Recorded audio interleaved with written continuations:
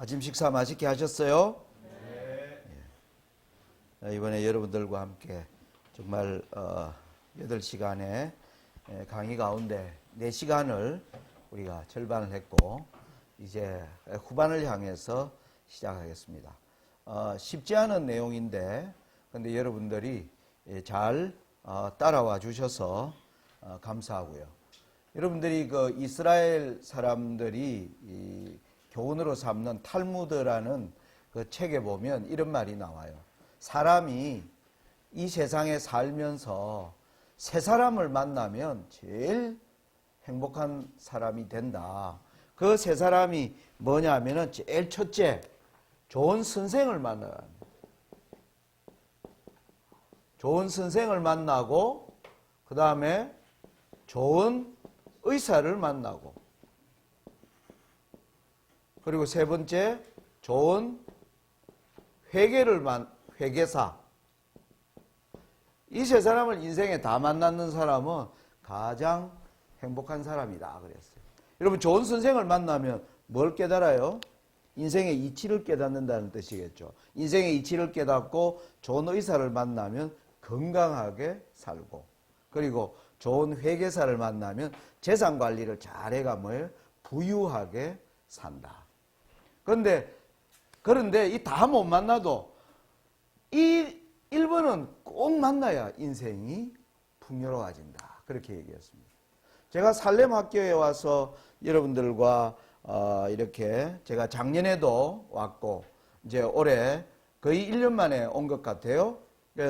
와서 항상 느끼는 게 여러분들 주변은 여러분들은 정말 좋은 교사들에게 둘러싸여 있는 정말 행복한 사람들이에요.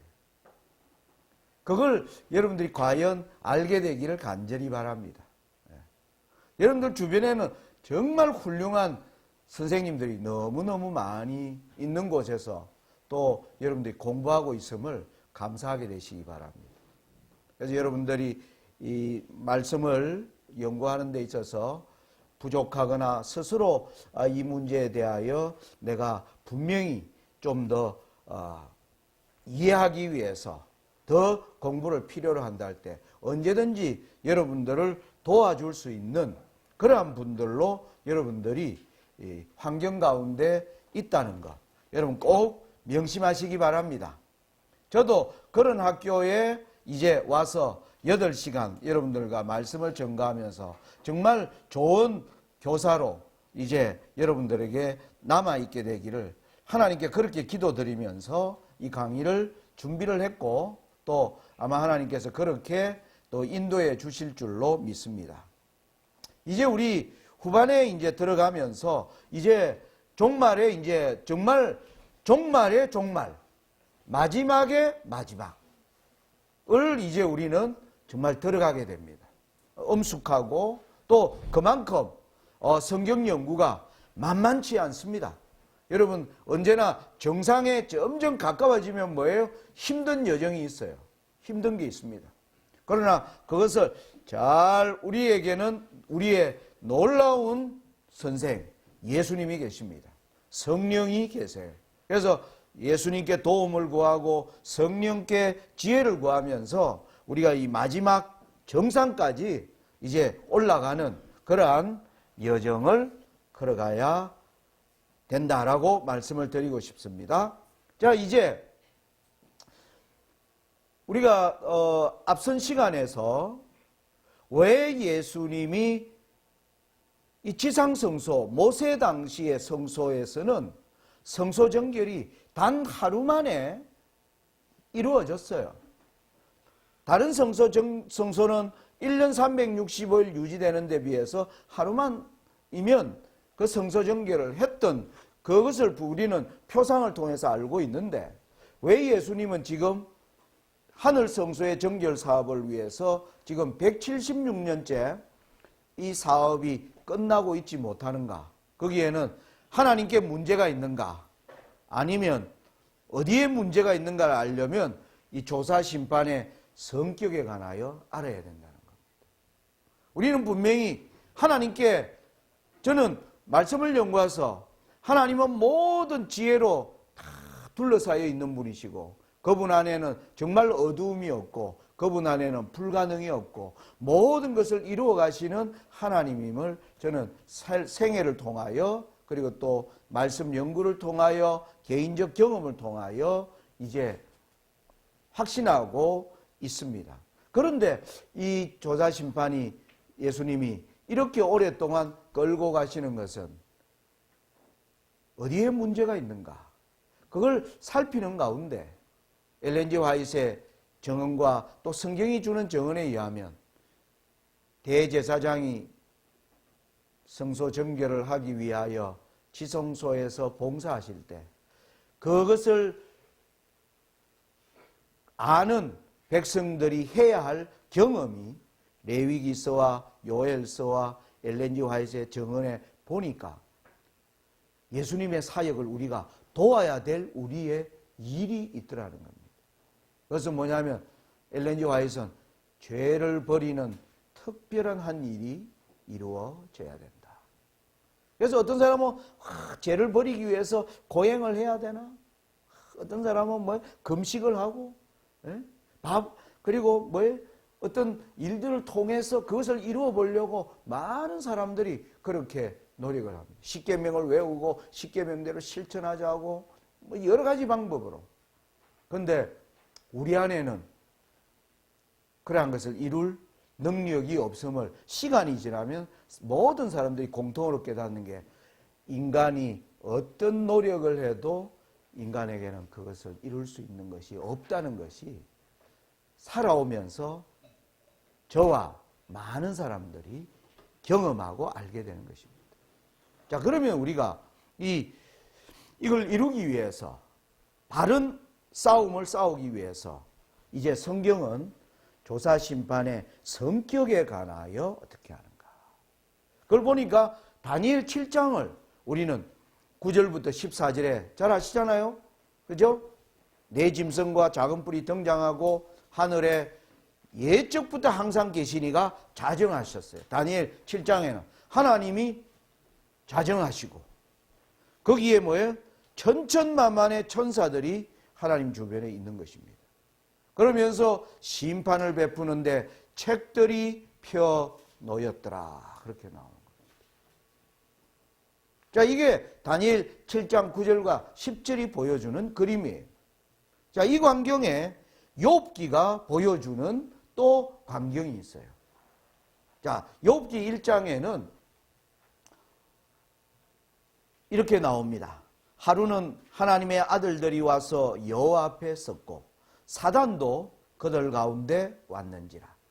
여호와께서 사단에게 이르시되 너가 어디서 왔느냐? 사단이 여호와께 대답하여 가로되 땅에 두루 돌아 여기저기 다녀왔나이다. 여호와께서 사단에게 이르시되 너가 내 종 욥을 유의하여 보았느냐? 그와 같이 순전하고 정직하여 하나님을 경외하며 악에서 떠난 자가 세상에 없느니라. 사단이 여호와께 대답하여 가로되 욥이 어찌 까닭 없이 하나님을 경외하리이까? 주께서 그와 그 집과 그 모든 소유물을 산울로 두르심이 아니니까? 주께서 그 손으로 하는 바를 복되게 하사 그 소유물로 땅에 늘리게 하셨음이니이다. 이제 주의 손을 펴서 그의 모든 소유물을 치소서. 그리하시면 정령 대면하여 주를 욕하리이다. 여호와께서 사단에게 이르시되 내가 그의 소유물을 다 너 손에 붙이노라. 오직 그의 몸에는 너 손을 대지 말지니라. 사단이 곧 여호와 앞에서 물러가니라. 여러분, 성경에 욥기가 왜 기록되어 있는지, 방대한 이 욥은 자기에게 일어난 일을 알지 못하는 가운데 하늘에서는 이 광경이 시작되었습니다. 여기 보니까 여호와가 계시고요, 하나님의 아들들이 몰려온 욥의 문제를 위해서 이제 이야기하는 자리인 것이 분명합니다. 그런데 거기에 누가 온 겁니까? 사단도 온 겁니다. 욥을 두고 하나님과 사단 사이에 뭐예요? 대화가 주. 하나님은 사단에게 모든 여기 와 있는 하나님의 아들들에게 욥이 얼마나 순전하고 착한 사람이냐. 그랬더니 사단이 뭐라 하는 겁니까? 하나님이 복 주시니까 착하지요. 하나님이 그를 한번 힘들게 이해할 수 없는 여러 가지 어려운 일들을 한번 하나님이 직접 해보십시오. 정말 하나님께 잘하는지. 이게 욥기가 시작되고 있는 이유입니다. 여러분 여기에는 뭐냐면 하늘에서 우리를 위한 조사, 우리를 위한 욥을 두고 욥의 문제를 다룰 때 하늘에서 예를 들어 저의 문제를 손상백이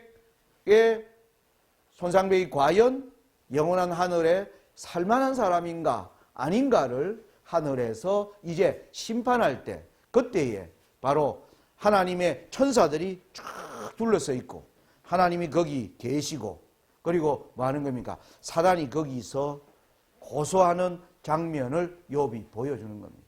하늘에 실제로 우리의 문제가 올라갈 때 여러분 우리는 정말 심판대 올라갈 때 두렵고 떨릴 수밖에 없습니다. 왜? 허물이 너무 많기 때문에.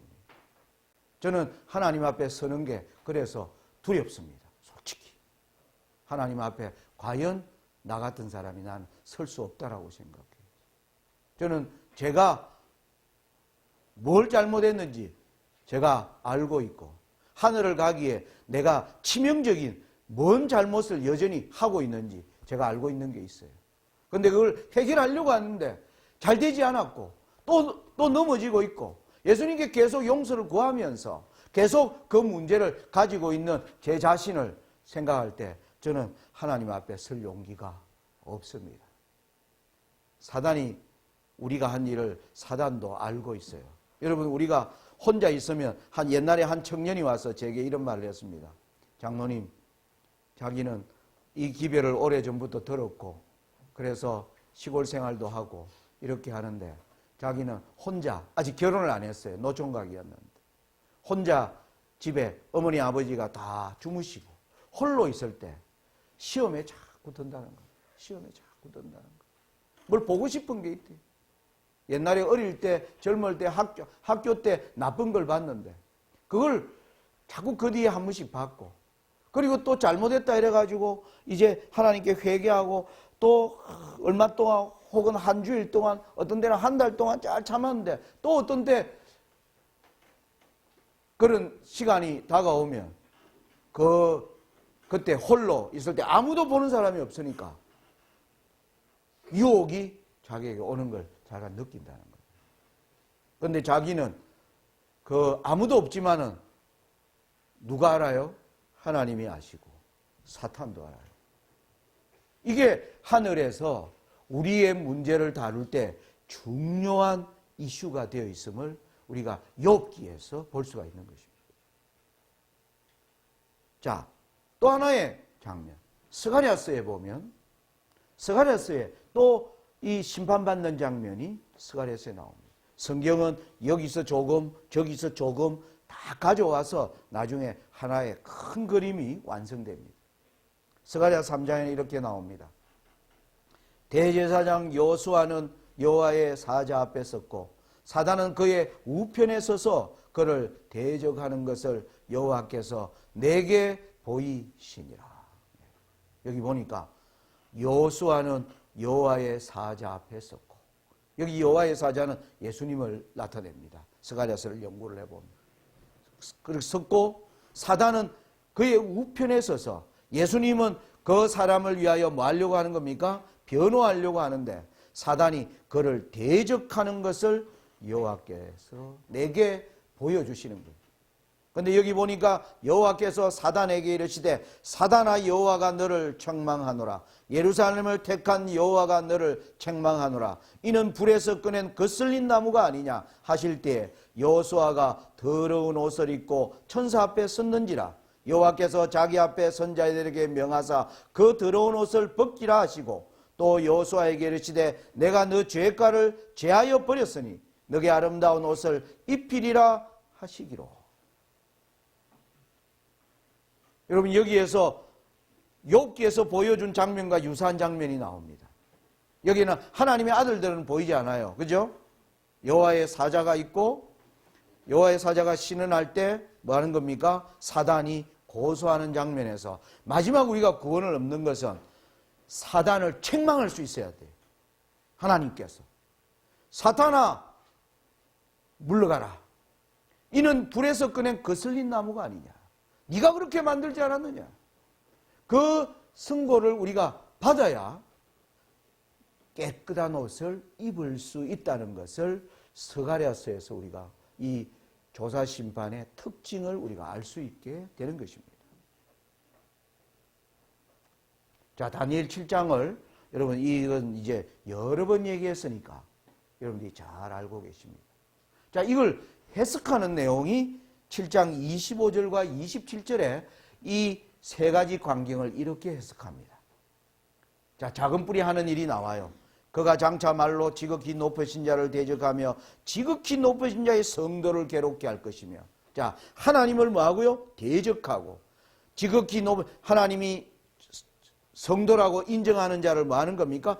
괴롭게. 하늘에서 그는 우리를 절대 구원 얻지 못하도록 거기를 막고 우리의 삶에 들어와서 뭐 하는 겁니까? 우리를 시험에 빠뜨리고 낙심하도록 우리를 괴롭게 하는 일을 하는 것입니다. 그가 또 때와 법을 변개코자 할 것이며 성도는 그의 손에 붙임받아 한 때와 두 때와 반 때를 지내리라. 지난 이 성도들이 어떤 사단의 육신적 고통을 얼마나 받았는가를 우리는 역사를 통해서 볼 수 있어요. 그러면서 26절에 그러나 심판이 시작된 적, 드디어 심판이 시작된 거예요. 심판이 시작되자 그는 작은 뿌리예요. 아까 이 작은 뿌리 기다리고 있다고 그랬죠? 이 기다리던 작은 뿌리 그는 권세를 빼앗기고 끝까지 멸망할 것이요. 조사 심판은 우리를 위해서도 조사하지만은 사단을 완전히 끝까지 완전히 멸망시키기 위한 목적도 조사 심판에는 함께 들어 있습니다. 왜? 사단이 우리를 뭐하기 때문에 끝까지 고소하기 때문에 그 고소가 거짓이라는 것을 예수님은 뭐 해줘야 돼요? 증명해 줘야 되고 그걸 온 하늘이 동의하면 성도는 살려내고 사단은 뭐 하는 겁니까? 멸망시키는. 그래서 사단이 멸망을 이제 끝까지 멸망할 것이요. 27절 나라와 건세와 온 천하 열국의 위세가 지극히 높으신 자의 성민에게 붙임받으리니 그의 나라는 영원한 나라이라. 나라를 받는 광경이죠. 그래서 다니엘 7장에 심판이 시작되고 정한 때를 기다리는 짐승은 왜 기다리는가? 심판받아 멸망하기 위하여 올라오는 겁니다. 사실은요. 마지막 멸망을 위하여 올라오는 거예요. 그리고 나면 나라를 받는다. 이 순서를 이렇게 정리해 놓았습니다. 그러면 성도는 어떻게 나라를 얻는가? 22절에 보면 이렇게 나옵니다. 옛적부터 항상 계신 자가 와서 지극히 높으신 자의 성도를 위하여 뭐 해주셨고? 신원하셨고 때가 이름에 성도가 나라를 얻었더라. 이 때가 있는 겁니다. 때가 이름에 아까 어린 양의 혼인 기약이 이르렀고 이 때에 대하여 우리는 연구해야 될 이유가 여기에 있는 것입니다. 자, 그러면 우리는 조사 심판에서 예수님의 신원을 받을 수 있도록 예수님이 우리를 충분히 변호할 수 있도록 우리를 그 자리에 두는 것입니다. 이게 죄를 버리는 일이라는 것을 저는 깨닫게 되었습니다. 죄를 버리는 것은 금식하면서 내가 죄를 안 지으려고 애써봐야 되지 않아요. 그렇다고 그런 노력을 하지 말라는 뜻이 아니에요. 우리는 하나님 앞에 우리가 할 수 있는 것이 무엇인가는 최선을 다해서 해야 됩니다. 그런데 제가 얘기하는 의미가 없다는 말은 그 일은 최선을 다해도 우리가 이룰 수는 없어요. 그런데 그 일을 바로 예수님이 지정하신 방법을 따라 이루어지면 하나님께서 그 일을 이루어 주시는 것입니다. 그래서 성령을 간구하고 예수님께 은혜를 구하고 예수님이 하신 사역을 따라 휘장을 따라 들어가서 그분이 하는 일들을 살펴보면 하나님께서 우리 마음에 놀라운 일을 이루어 주십니다. 자, 이게 조사 심판의 성격이에요. 여러분, 이걸 이제 조금 어떤 개인의 경험으로 설명하는 게 필요할 것 같습니다. 제가 이걸 고민하다가 어떤 예를 들까 하다가 다른 사람의 뭐 얘기도 저 얘기를 하는 게 좋을 것 같아요. 여러분, 저는 여러분들이 혹시 인터넷 들어가서 손상백 이렇게 치면 제가 강의한 것들이 인터넷에 간혹 나옵니다. 거기에 제 모습은 지금 제 모습하고 많이 달라요. 아는 사람은 무슨 뜻인가 아실 거예요. 벌써 학생들이 웃는 거 보니까 아는 것 같습니다. 선생님은 오래전에 23살에 우리 할아버지 유전을 많이 받아 머리가 많이 23살에 머리가 벗어졌어요. 그래서 군대에서 참 놀림을 많이 받았습니다. 군대 가가지고. 그러니까 제대하자마자 23살에 가발을 썼어요. 가발을 쓰니까 삶이 어떻게 바뀌었는지 완전히 바뀌어버려요. 가발을 쓰니까 뭐예요? 옛날에 축구를 좋아했어요. 농구를 좋아했는데 가발 쓰고 축구 할까요? 못합니다.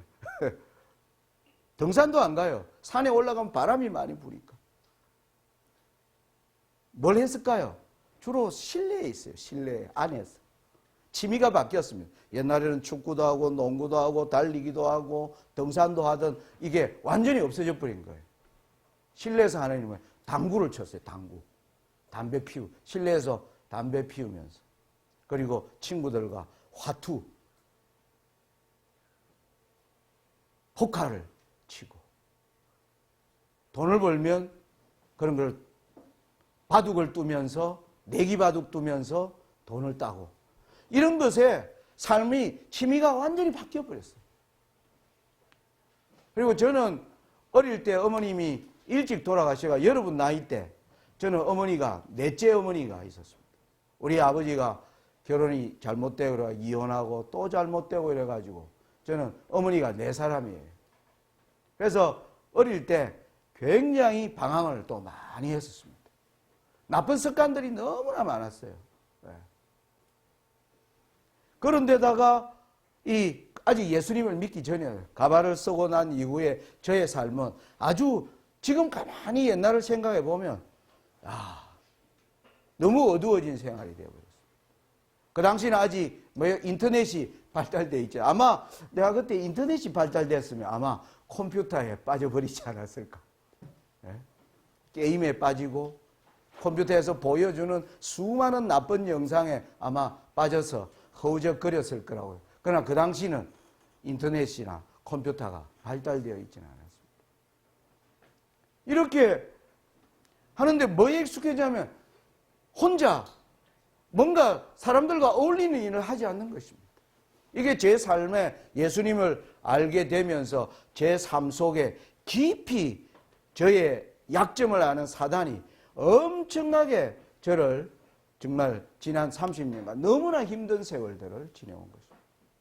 많은 잘못들이 헤아릴 수 없는 잘못들이 있었어요. 하나님께 많은 기도를 드렸고 많은 회개의 눈물을 흘렸고 그런데 또 어떤 데는 한 달, 또 어떤 데는 또 한 몇 개월이 지나면 그 습관에 그 용서받았던 그 자리에 다시 제가 엎어져 있는 걸 수없이 본 것입니다. 그런데 제가 말씀을 연구하면서 하나님 앞에 어떻게 서야 되는가? 제가 몇 년 전이었어요? 이 문제를 가지고 하나님께 기도할 때 하나님 어떻게 싸워야 되는 겁니까? 어떻게 해야 되는 겁니까? 저는 여전히 문제가 있습니다. 제 양심이 알고 있는 거예요. 제 양심이. 사람들은 제가 보니까 말씀 가르치고 이래 하니까 야 고상하게 살겠네? 그런 얘기를 해요. 제가 우스개 얘기를 하면 제가 몇 년 전에 미국에 가서 저희 강의를 했을 때 저희 아내도 초청을 받아 같이 미국을 갔었습니다. 한 교회에서 일주일 동안 세미나를 하는데 제가 직접 점심을 먹을 때 거기 미국의 한 여집사님이 우리 집사람에게 아이고 장모님하고 사니까 정말 좋지. 나는 너무 부러워. 그렇게 우리 집사람이 얘기하는 거예요. 그때 우리 집사람이 어떻게 얘기하느냐. 집사님 한번 살아보세요. 그러는 거예요. 여러분 그게 무슨 뜻인지 아마 어린 학생도 잘 모를 거예요. 집사님 한번 살아보세요. 제가 너무 부끄러웠어요.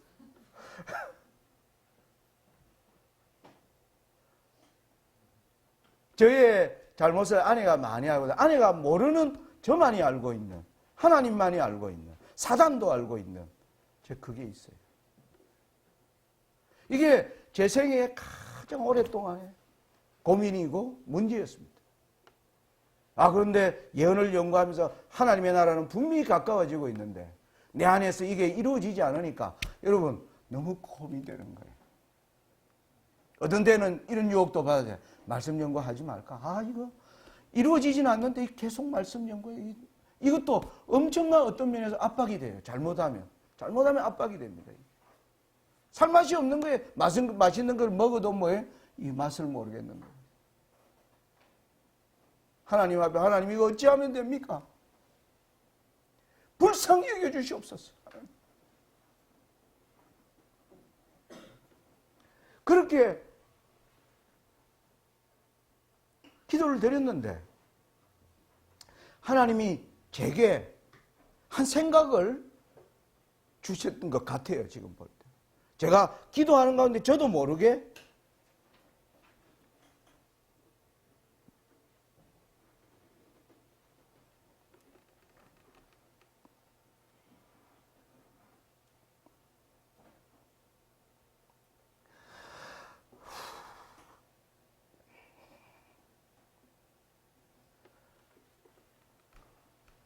어떤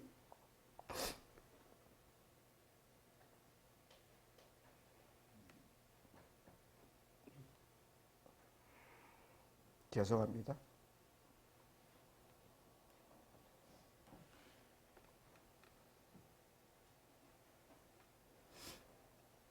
어떤 광경으로 이끌려갔어요.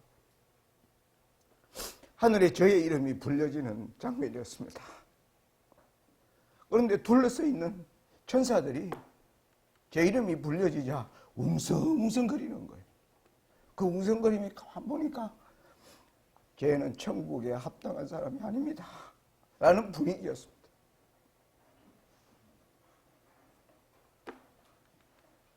사단이 거기서 저를 고소하는 소리를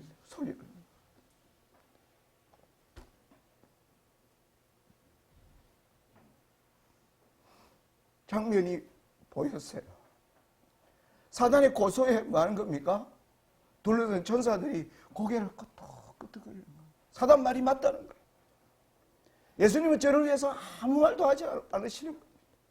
할 말이 없으신 거죠. 사단이 하나님 앞에 저 사람이 뭔 잘못하는지 예수님 알고 있지 않느냐. 예수님이 아무 말을 할 수 없었습니다. 그런데 예수님은 저의 죄의 짐을 다시 그 가운데 짊어지시는 걸 봤습니다. 사단이 그 예수님께 뭐라고 얘기하느냐 하면 하나님 자꾸 용서해 주니까 저 인간이 나빠졌다고 예수님께 그렇게 말하는 걸 제가 들었어요. 자꾸 용서해 주지 말고 죽여버리라는 거예요. 그게 옳지 않느냐. 세상에 수많은 죄가 많아지는 것은 예수님 때문에 그렇다고 얘기하는 거예요. 죄인이 죄를 지었으면 바로 처치하고 죽여야지 왜 자꾸 용서해 줘가지고 더 죄를 많이 만들어주는 거예요. 저는 예수님이 그러한 비난에 조용히 짐을 지시는 것을 제가 보았습니다.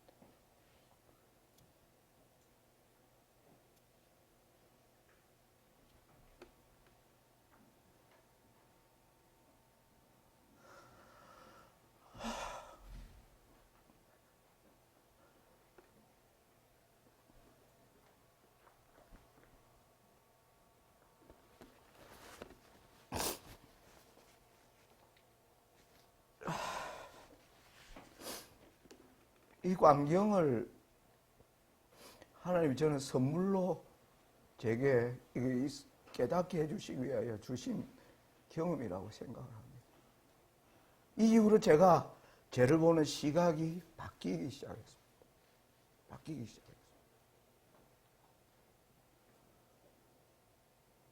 예수님이 나를 변호하실 수 있도록 내가 어떻게 서야 될까? 그게 그때부터 저의 고민이었습니다. 예수님이 나를 변호하실 수 있다. 나를 위해 신원해 줄 수 있다. 말씀을 연구하기 시작했습니다. 여러분, 어떻게 해야 예수님이 우리를 신원해 줄 수 있을까요?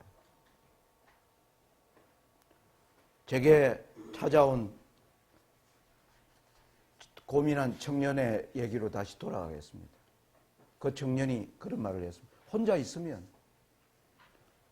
옛날에 하던 습관을 다시 안 하겠다고 예수님께 분명히 약속했는데 그걸 다시 하고 싶어 미치겠다고 얘기를 했습니다. 어떻게 하면 이걸 끊을 수 있냐고 저한테 물었어요. 제가 그 청년에게 물었습니다. 네 생각에는 어떻게 하면 그걸 끊을 수 있겠니? 묻니까 자기 이래저래 해봤는데 길이 안 보인다는 거예요. 제가 다시 물었습니다. 그걸 싫어하면 끊을 수 있지 않겠어요? 그러니까 그 청년이 예, 싫어하면 끊어지죠. 싫어하면 끊어지죠. 그런데 좋은데요? 그러는 거예요. 그러면 싫어하기 위하여 하나님께 도와달라고 하면 되겠네요. 그걸 싫어하는 마음을 달라고 하나님께 도와달라고 매달리면 되겠네 그랬어요. 그 청년이 뭔가를 알은 것 같아요. 깊은 표정으로 돌아가셨습니다. 가서 그 뒤에 전화가 왔습니다. 장로님 고맙습니다. 그렇게 얘기했어요. 여러분, 우리가 하나님께 죄를 위해서 싸우는 건 뭐냐면 우리가 하나님께 이야기하면서도 계속 반복하는 이 문제를 하나님 그걸 정말 진정으로 제가 싫어할 수 있게 예수님 도와주세요. 그걸 날마다 간구하는 것입니다. 그러면서 하나님의 말씀과 언약을 연구하면서 그 길을 따라가는 것입니다. 그 길에서 하나님이 이루어 주시는 선물이 바로 그것을 싫어하는 마음이 생기는 것입니다. 여러분, 예수님의 품성의 특징이 뭔지 압니까?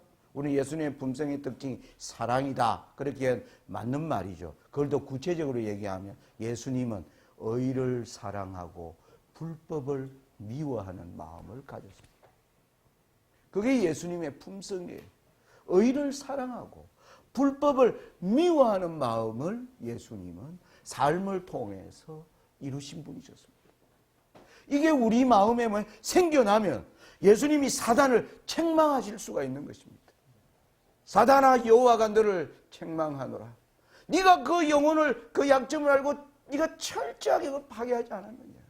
이제 나는 그의 죄를 도말하고 그 죄를 네가 책임져라고 할 때 온 천사들이 거기에 고개를 끄덕이며 하나님을 찬양할 때 우리의 이름이 많은 겁니까?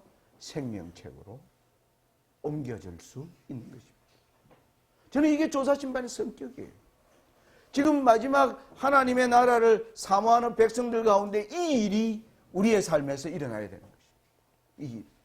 내가 정말 좋아하는, 내가 하나님보다 더 좋아하는, 그러나 이걸 버려야 된다고 생각하면서도 엎어지는 그 문제를 하나님 앞에 고백하면서 가져가야 돼.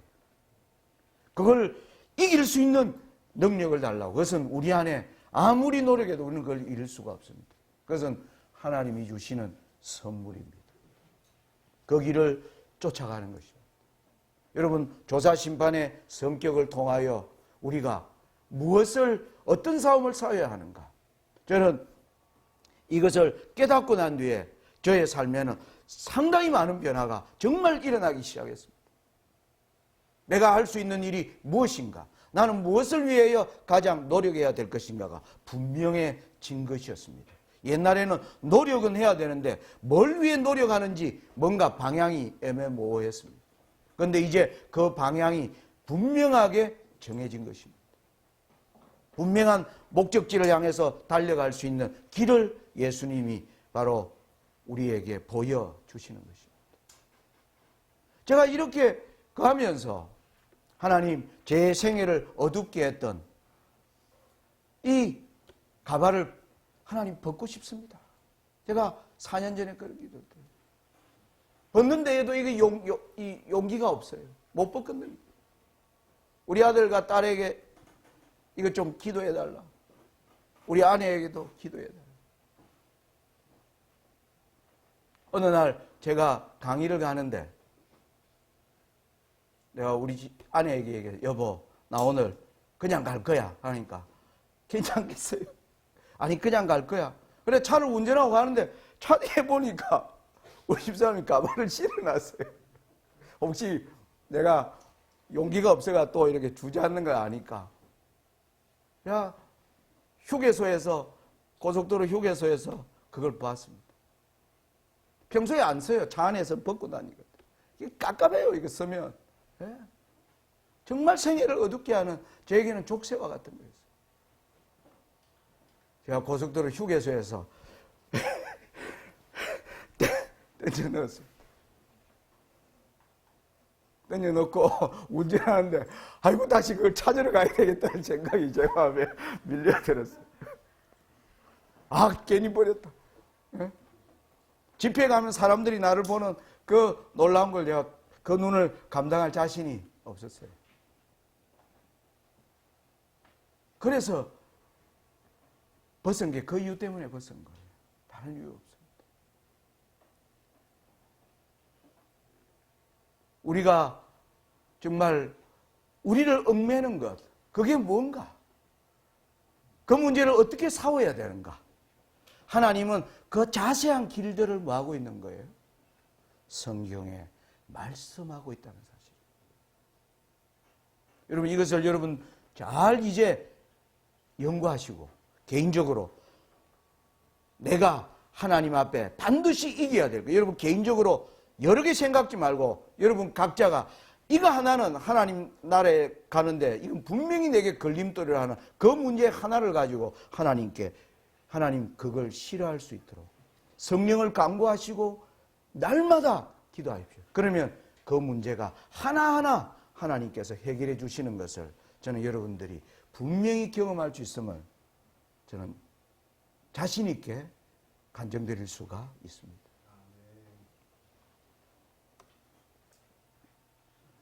여러분, 우리는 이제 다니엘 7장의 순차적 예언에서 이 심판이 시작되는 심판의 의미를 우리가 이제 깨달았어요. 자, 그러면 이제 두 번째 때를 기다리는 짐승을 우리는 이제 어떻게 추적에 들어갈 것인가를 공부해야 합니다. 자, 우리는 구속의 개혁에 나타난 세 개의 표지판이 있음을 공부를 했습니다. 다 예언으로 나타나 있습니다. 예수님의 십자가, 그리고 예수님이 지성소 들어가시는 때, 이거는 뭐예요? 예수님이 지성소 나오실 때, 들어갈 때를 알려줬으면 성경이 나올 때를 말하고 있는 거예요. 그런데 아침에 말씀드린 거죠. 들어가는 때는 계산할 수 있지만 나올 때는 계산을 해낼 수는 없게 되어 있어요. 나오실 때를 말하고 있는 것입니다. 나왔다는 말은 뭐냐면 저와 여러분에 대한 조사 심판이 뭐였다는 겁니까? 끝났다는 사실입니다. 우리의 운명이 결정되었다는 거예요. 우리는 성경을 통하여 사람이 이 세상에 살면 뭐예요? 누구나 다 심판을 받게 되어 있고 예수님의 재림 전에 모든 사람의 운명은 결정되어서 우리는 세상의 환난 가운데 들어갈 것을 알고 있습니다. 예수님이 드디어 어린 양의 혼인계약이 이르렀다는 것은 우리의 운명이 이제는 뭐예요? 결정되었다는 것을 알리는 신호이기 때문에 우리에게는 재림보다 이 지계판이 더 중요한 것입니다. 사실. 그런데 우리는 다니엘 7장에 보면 이 지계판 사이에 한 사건이 있어야 됨을 우리는 아는 것입니다. 그게 이제 뭔지 여러분 아시겠죠? 바로 때를 기다리던 짐승이 등장하는 일이 이 사이에. 이건 세상에 일어나는 일을 통해서 목적지에 얼마나 가까웠는지를 하나님이 알려주고 계신다는 사실인 것입니다. 이걸 다른 말로 하면 이렇습니다. 여러분, 예수님의 십자가 이전은 예수님이 성소 뜰에서의 사역이었습니다. 십자가 이후부터 1844년은 하늘 성소에서의 사역이었습니다. 그리고 1844년 이후는 지성소의 사역, 이 모두 예수님의 사역의 뭐예요? 변경을 나타내는 겁니다. 그런데 지성소 사역의 두 가지 중요한 조사, 심판과 혼인식. 마태복음 22장은 반드시 혼인식 전에 뭐가 있어야 된다? 조사, 심판이 있어야 된다.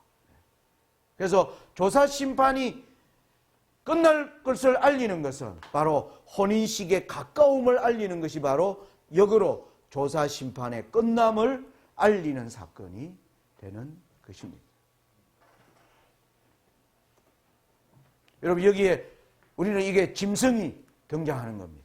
그런데 여러분, 계시록 17장에 보면 드디어 짐승이 등장을 합니다.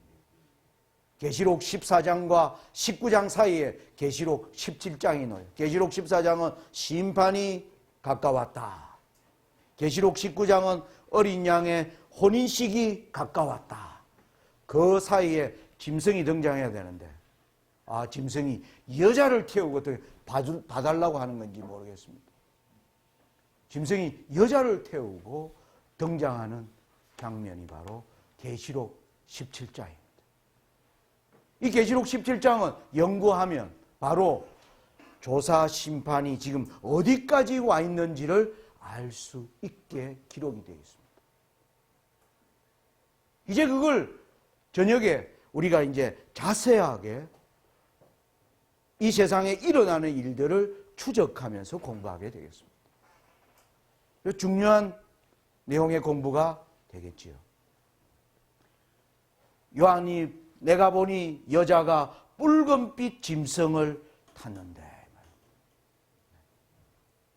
사단이 이 세상을 지금 마지막 때가 왔기 때문에 완전히 멸망시키기 위하여 세상을 정신없게 하기 위하여 아주 여자를 태우면서 등장합니다. 사람들이 이리 등장하면 여기에 예쁘게 단장해 있는 여자, 각종 성경에 보면 각종 보석으로 단장되어 있는 여자. 우리에게는 그 이마에 아무것도 안 보이지만 하나님이 너는 그 이마에 이름이 기록되어 있습니다. 뭐라고? 큰 비밀이라, 큰 바벨론이라. 각종 더럽고 가증한 것들의 의미라. 이렇게 기록되어 있는, 사람의 눈에는 그렇게 안 보이는 매혹적인 여자입니다. 여기에 치여 있지만 사실은 이 여자가 뭘 타고 있는가? 뿔이 10개요, 머리가 7이 달려있는 붉은빛 짐승을 타고 등장하는 장면인 것입니다.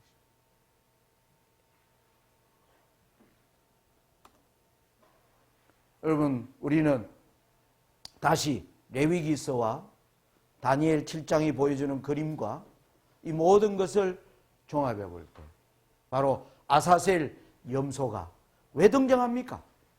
우리의 모든 죄를 짊어지게, 이 죄를 사단이 고소한, 하나님의 성도를 향하여 고소한 이 모든 죄는 사실은 네가 그들을 유혹하고 그들을 그 길로 빠뜨리기 위하여 네가 노력하여 얻은 것을 예수님은 뭐 하는 겁니까? 우리를 신원해 주시고 사단은 그것을 정명의 예수님의 정명의 보이심으로 말미암아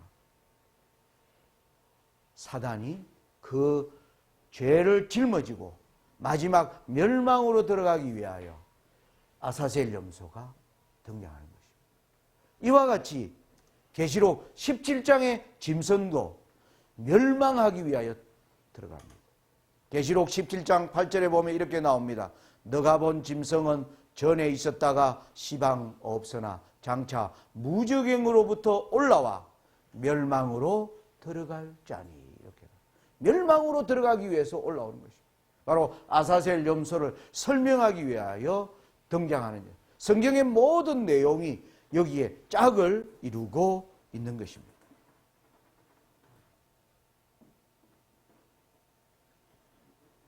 자, 시간이 이미 또 이걸 진행을 해 나가려면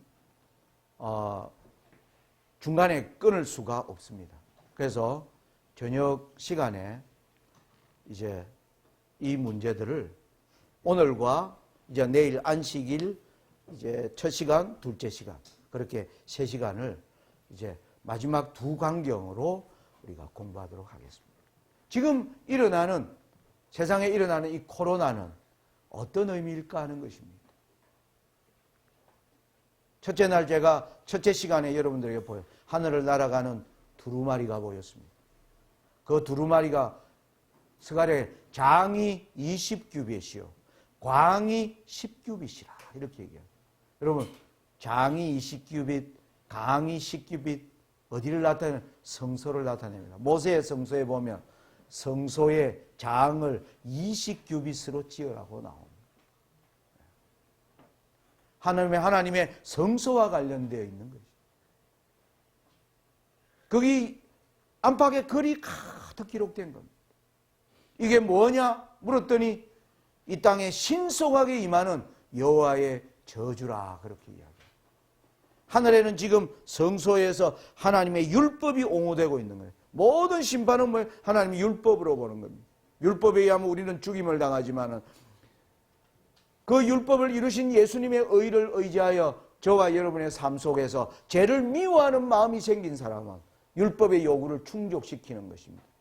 율법은 우리에게 죄를 미워하기를 원하는 거예요. 죄를 미워하라는 겁니다. 그러면 율법은 우리를 향한 의무를 다한 것입니다. 우리 안에 그걸 만들어주면 되는 거예요. 그래서 하늘에는 율법이 옹호됩니다. 땅은 반대로 무슨 일이 일어납니까? 율법이 옹호되니까 하늘에는 율법에 순종한 사람이 복을 받아야 되고 땅에는 율법을 어긴 사람들이 저주를 받으니까 지금 저주가 드디어 한 방울씩 이제 내리는 때로 우리는 지금 들어가고 있는 것입니다. 우리는 레위기 26장을 보니까 여호와의 저주는 무엇으로 시작이었어요? 너희가 나의 규례를 싫어하며 내 명령 실행하기를 너희들이 싫어하고 배반하며 떠날진대 내가 너희에게 재앙을 보내겠다. 폐병과 열병으로 너희의 눈이 어둡고 너희 생명이 쇠약하게 되리라. 하나님의 저주가 시작되는 첫 단추가 뭡니까? 전염병이에요.